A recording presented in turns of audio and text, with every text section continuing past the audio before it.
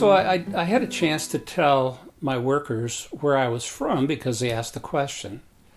Well, one question deserves another. So I asked them where were they from. And there were 3 or 4 guys standing around, and I got different answers. Each guy had come from a different part of Libya. But one of the men, my head guy, Abdul was from around Tripoli, Libya, which was to the west. And I was talking to him about his life there. And he had lots of questions of me, but one of the questions he asked was, Mr. Bruce, you have schools in your country? And I said, yeah, actually we do. I said, how about you? Do you have schools? I said, I think you have children, don't you? He said, I have 4 children.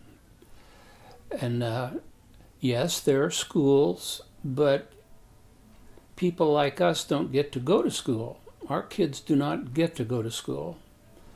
And so, well, what do you mean?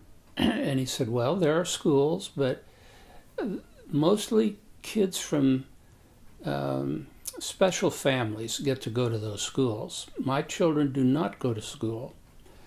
And I said, well, how do they learn the language? How do they learn the history of your community? How do they learn skills and so on? He said, well, we do that.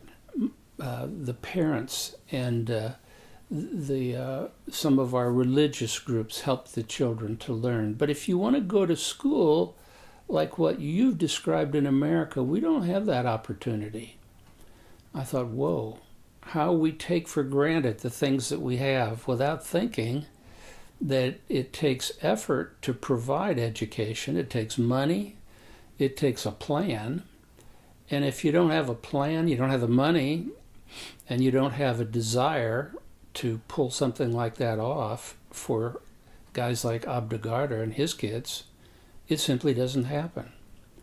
So it made me feel really blessed that I had come from America.